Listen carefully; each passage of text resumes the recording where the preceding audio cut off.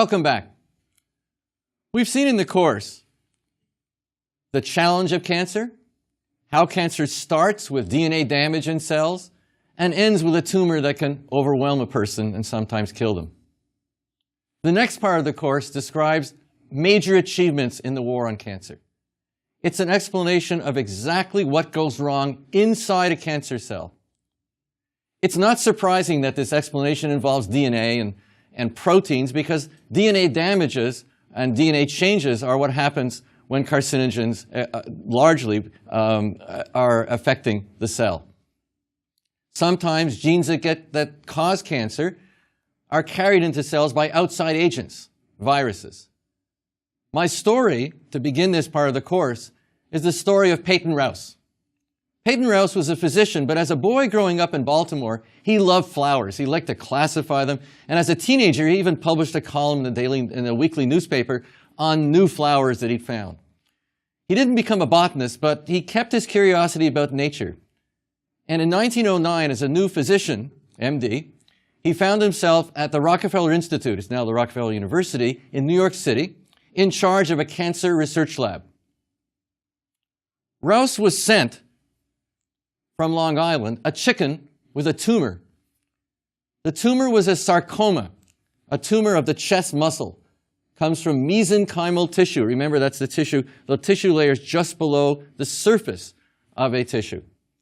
This is pretty bad for the poultry industry, and the poultry industry was pretty concerned because you're not going to be able to sell chicken meat that has tumors on it.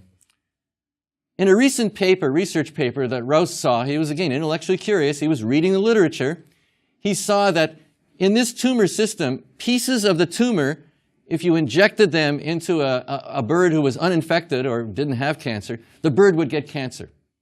So this was a cancer that was transmissible. Rous decided to go one better from this injecting pieces of the tumor. He did an experiment that I've described earlier on in the course. He took the chicken sarcoma, this tumor, and that's actually a photograph of the sarcoma, the original sarcoma in the first chicken that he had, and he ground it up into a kind of a soup. That ground up soup, it would cause cancer if it was injected into a chicken that didn't have the disease.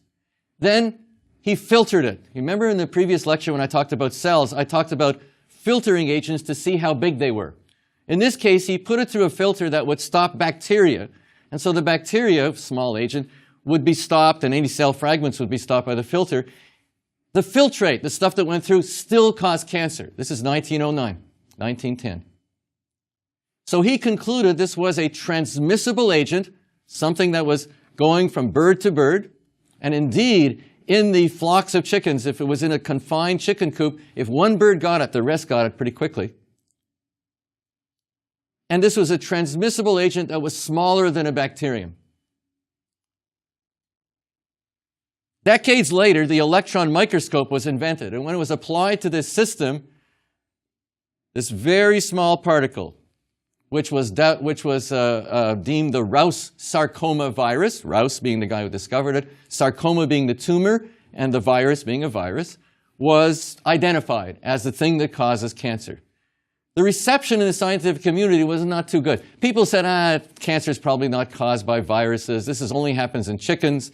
And in addition, at the time, the favorite laboratory animals, like things like fruit flies and mice and rats, didn't seem to get cancers that often, or people weren't finding them. And so they kind of ignored his work.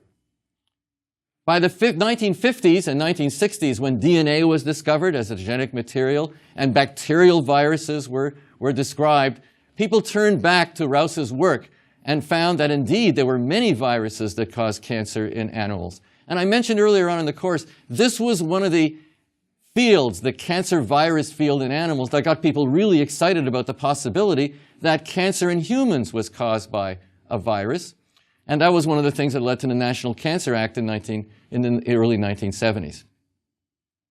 It was kind of an unusual situation because very often when you have a disease that's caused by a virus, it's easy to pick up the virus. You can find it very quickly, especially looking at an electron microscope, you can see it. But this was a very unusual picture, the one that you're looking at, because you're kind of catching the virus just as it's infecting. Most of the time, the virus just wasn't there at all. The DNA of the virus seemed to be hidden inside the host cell. Peyton Rous was awarded the Nobel Prize in 1966, 55 years after he published his discovery. I guess the lesson in this is there's hope for us all who toil in the vineyards of science. You can never know that your work may be recognized later on. But the awarding of the Nobel Prize in the 1960s really was a highly visible thing for cancer virology. In this lecture, I'm going to describe viruses. And first, I'll describe what they are. The second part of the lecture will describe tumor viruses and how we identify them. How do we prove that something is a virus that causes cancer? And really, there's two ways to do it. First, by epidemiology, and second, by analysis of DNA. The last part of the lecture will describe some various viruses in more detail and how they cause cancer. So first, what are viruses?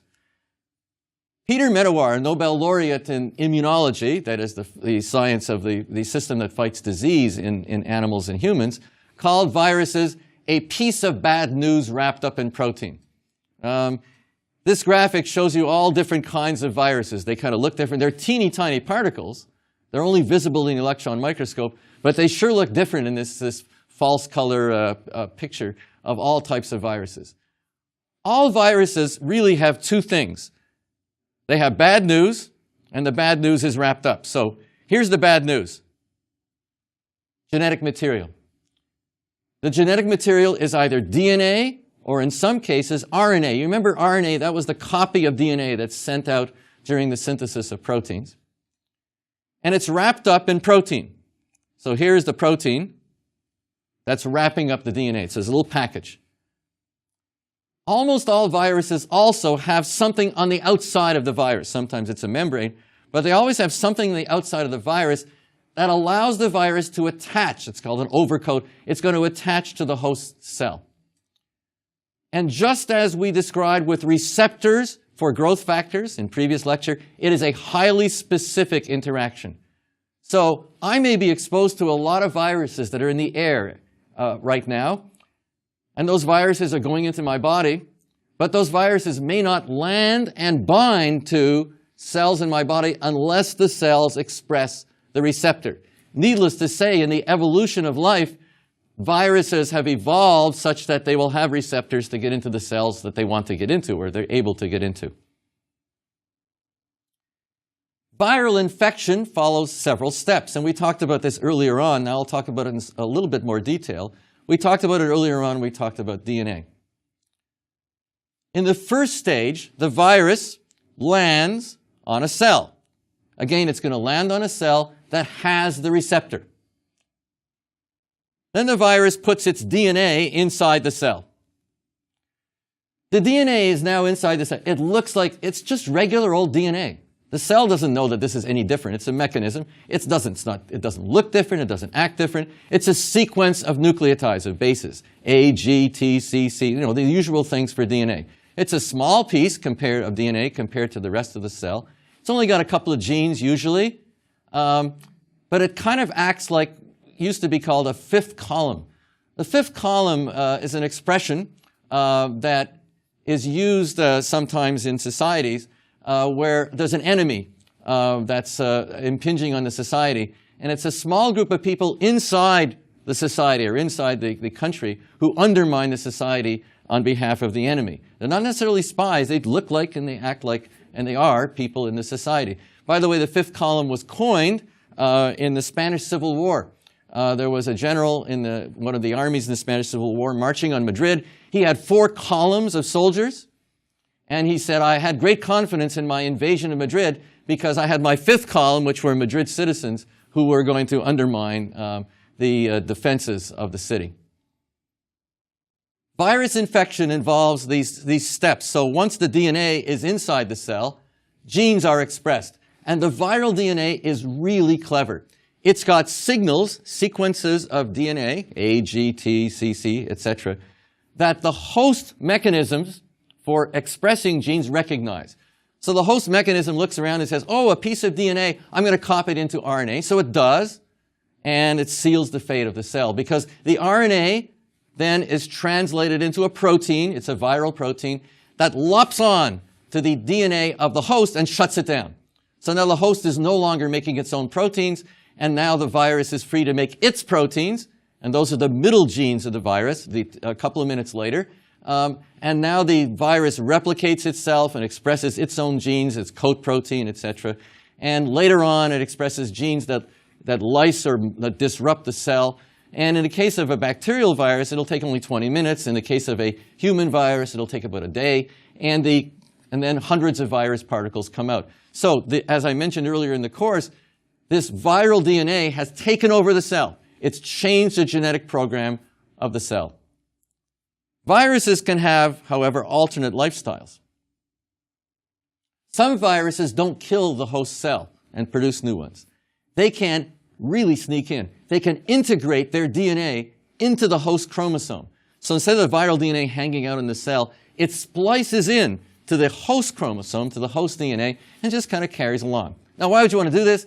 The reason for doing this is the host cell is not robust, it's not healthy. It may not be able to have the mechanism to make many new virus particles. So, chemically speaking, the virus says, well, I will just hang out for a while. And in the case of tumor viruses, the virus actually stimulates the cell to divide, the host cell to divide, so there'll be lots of cells containing this latent tumor virus DNA.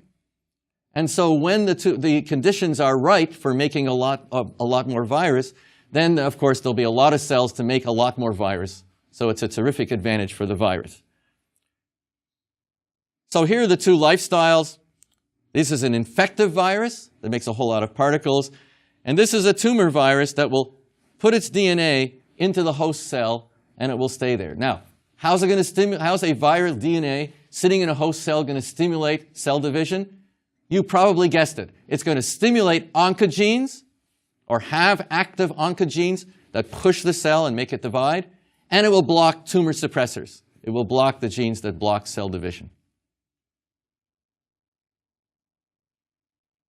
Now let's look at tumor viruses. How can we identify them?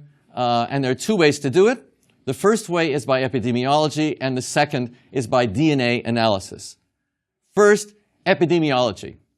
There are three types of studies we can do to identify a tumor virus, that a tumor virus is somehow causing or involved in the causation of a cancer.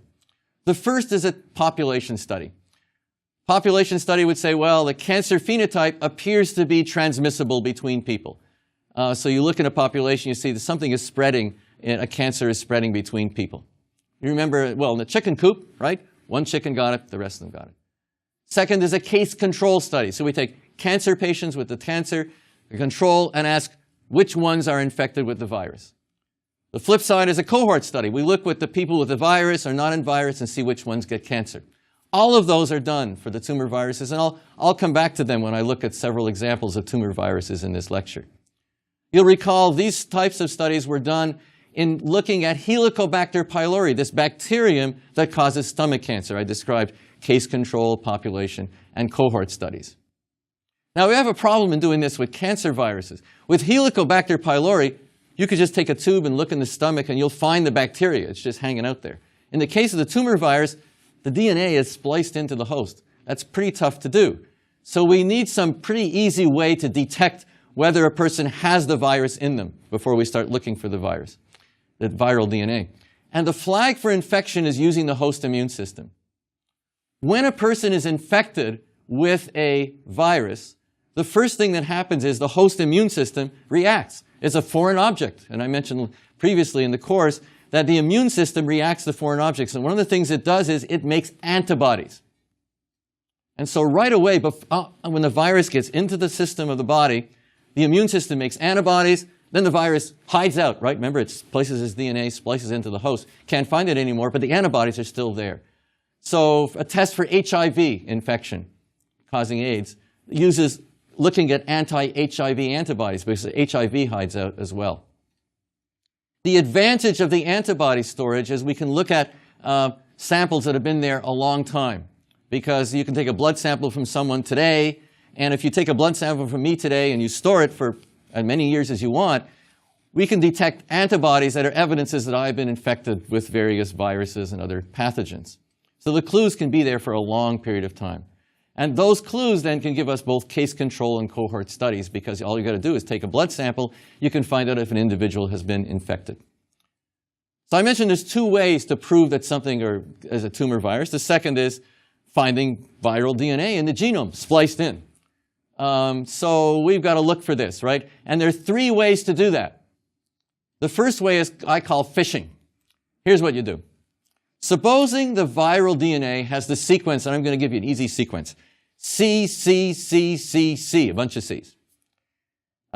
Here's what we do, and the other strand is G, G, G, G, G. We're going to peel off the other strand of DNA. So now we'll have a single strand of the DNA, the chromosomal DNA in the chromosome, and we extract the chromosomal DNA, and the CCCCC is there, right?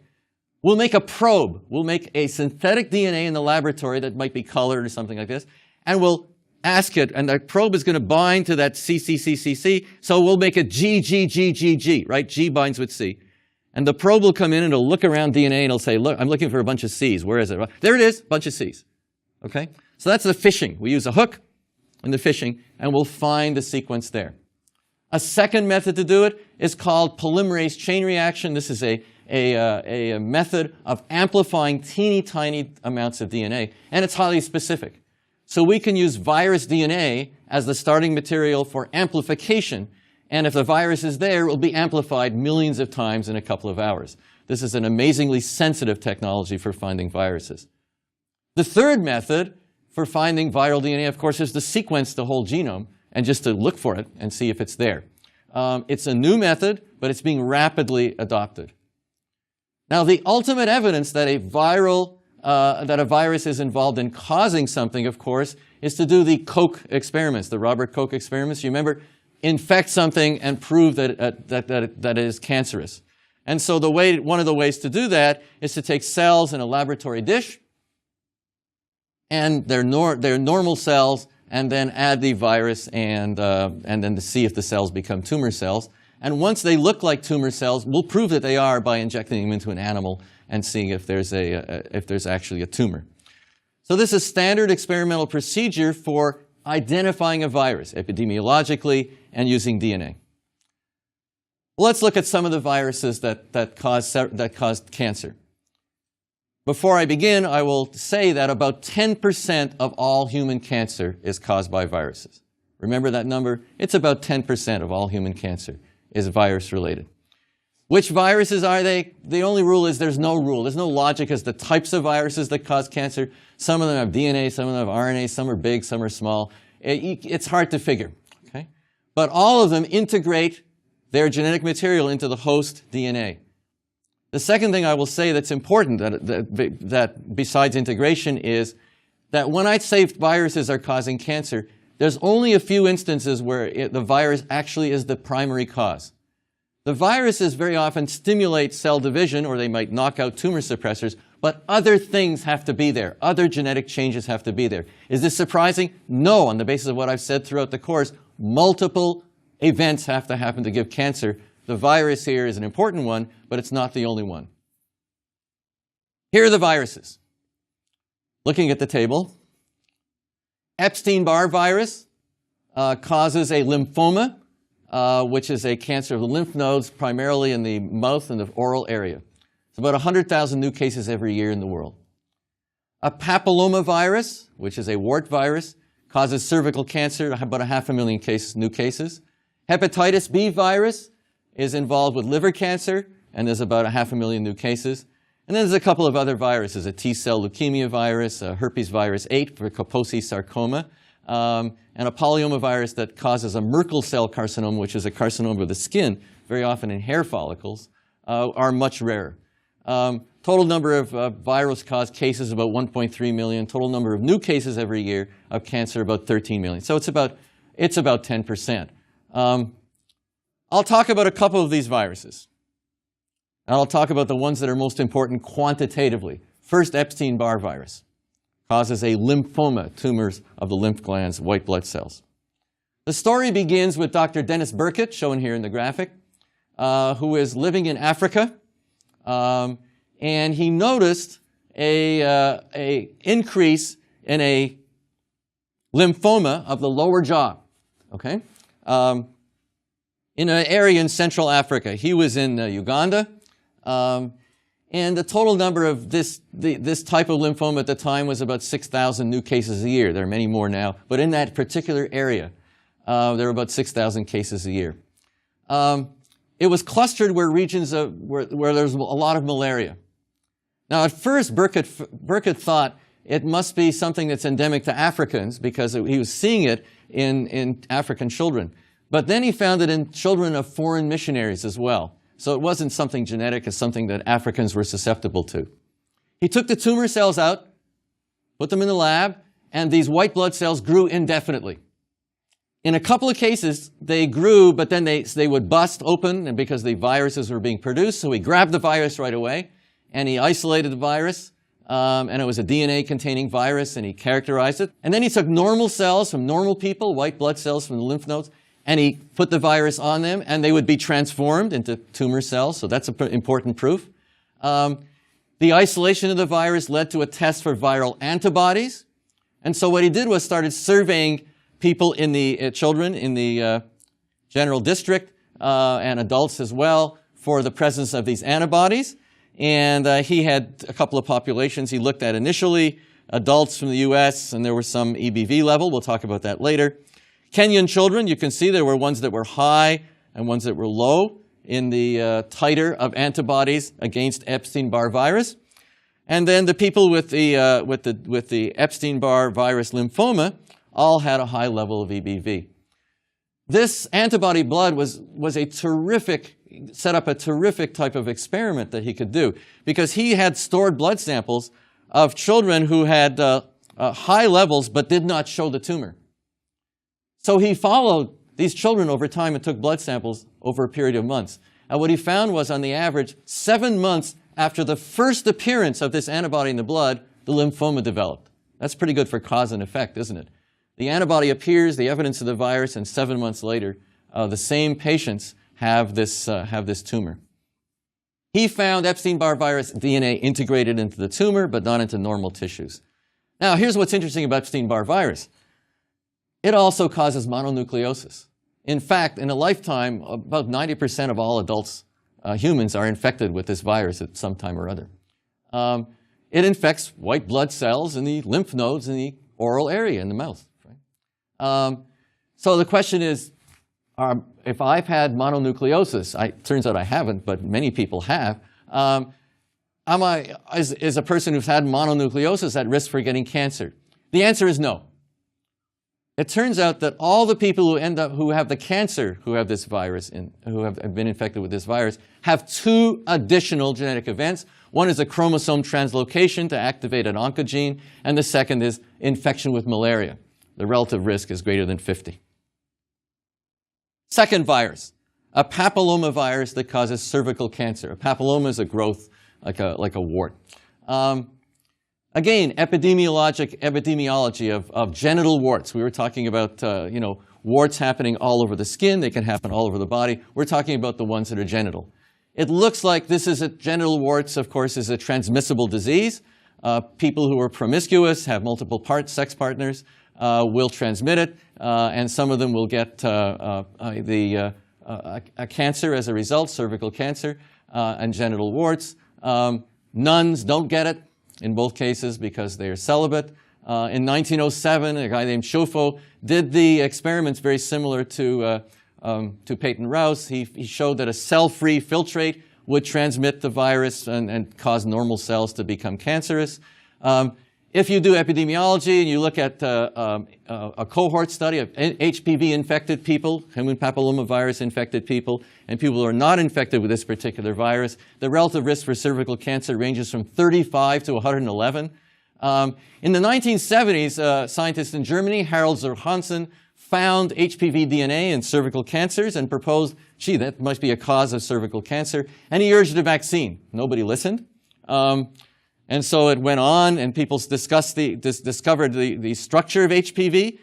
Here's the ecology of it. It enters lining through an abrasion during sexual intercourse. This is in the uterus, uterine lining. And HPV infects cells and injects its DNA. And most of the time, it undergoes this lytic cycle. In other words, it produces more viruses that then go on to infect other people during the next sexual encounter. But sometimes, DNA gets spliced into the host. And that's when the cancer is going to happen. Surveys indicate 40% of university students carry HPV, but few of them get cancer, and it's not clear right now why that's so. Back to what HPV does. If you look at the genome of HPV, the genome has a bunch of genes on it. Some genes code for coat proteins. It's a circle. Some genes code for proteins necessary to take over the cell and make new viruses. Some genes knock out tumor suppressors. Amazing. It's an amazing system when you think about it. Here's the tumor suppressor, and this virus has evolved genes that will make proteins that will knock it out, especially RB, believe it or not. When the virus is a circular DNA, and when the virus splices into the host, it breaks the circle. Where does it break it? Right here. It breaks it at a location, so it breaks up the genes involved for virus production, but not the genes for knocking out RB. And so it allows cells to go ahead in the cell cycle and divide, but it doesn't make new viruses. Extremely clever, an amazing system. The HPV vaccine has now been developed. We'll talk about it later on in terms of cancer prevention, being given to young people, both sexes. This is Harald zur Hansen receiving the Nobel Prize for his work in 2008, about 20 years too late. But he got it anyway. The third virus I want to talk about is hepatitis B virus. Hepatitis B is a major world problem, and so is liver cancer. If you look at the geography of liver cancer incidence worldwide, you see that it's concentrated in Africa and Asia. If you look at the geography of hepatitis B, you find it's concentrated in Africa and Asia in terms of population. The dark areas of the northern parts of Canada and Alaska, for example, and even in Greenland, are small numbers of people. Hepatitis caused by hepatitis B virus infection can be a chronic situation where the virus splices into the host. It's estimated 360 million people are infected with this virus. It's transmitted by blood or blood products, so it can go from the mother to the newborn. And when you do a cohort study of hepatitis B virus infection and liver cancer, the relative risk is 250. Huge. This is a huge relationship. In many areas of Asia and Africa, 10% of the people are infected with hepatitis B. In China alone, 1 million new cases a year of liver cancer are the result. Now, is HPV, hepatitis B virus alone the cause of cancer? No. This is another example where it's not just the virus that does it. You need DNA damage as well, and genotoxicity, and some other genes have to be damaged as well. And the DNA damage in this case, in most of the people who have this infection, is caused by our old friend aflatoxin. Look, here is the high exposure level to aflatoxin, the geography. Is it beginning to look familiar? People in Africa and Asia are the people who are also exposed to aflatoxin. So they're exposed to hepatitis B virus, they're exposed to aflatoxin, and they get liver cancer. The same group of people on a population basis. Let's review some material from a previous lecture, what aflatoxin does to DNA. So aflatoxin comes from a fungus, a mold growing on the grain. It makes aflatoxin, and you'll recall the human liver modifies it. And the modified aflatoxin then binds to G in DNA, and when DNA then is replicated, there are errors in the replication. Why is it that people in these countries of Africa and Asia have a higher aflatoxin level than we do in the United States or in Europe or in Australia? The answer lies in the conditions for growing the fungus. If you take a dry piece of bread and you try this, take a piece of toast that's totally dry, or take some breadcrumbs, put it out, it's not going to get moldy. Take a piece of moist bread, it will get moldy. Mold needs water. It's a living thing. It needs water to grow. And so stored grains need water also, need to have water too in the storage for the mold to grow. And the mold won't grow on grains that are dry. Well, if you visited farms, you will see all over the USA, you'll see these nice drying areas for grain. This costs a lot of money. It's a major consumer of energy. Poor people can't afford this. So in a country like Ethiopia, for example, that's shown here, the grain just dries up in the sun. So this is a phenomenal thing when you think about it, right? Poverty and the high cost of energy results in seeds that are too moist. A mold grows. The mold produces aflatoxin. Aflatoxin gets eaten by the people eating the seeds. Aflatoxin causes genetic damage to DNA, especially in tumor suppressor genes, remember, like P53. HBV infection, hepatitis B infection, stimulates cell division, as you'll see how in the next lecture. So you've got tumor suppressors being knocked out, you've got HBV infection stimulating cell division, and you get liver cancer. This is not the first poverty to cancer link that exists, but it's there. There is now a vaccine against hepatitis B virus, and this graph from Taiwan shows you that hepatitis B levels are going down when more people are vaccinated. So in this lecture, I've described what viruses are, how tumor viruses can be identified, and the examples, several examples of major cancers that are implicated with viral causes. In the next two lectures, I'm going to describe the genes that are added by viruses and how the discovery of these genes showed what happens in the 90% of cases where viruses are not involved in causing cancer. Thank you.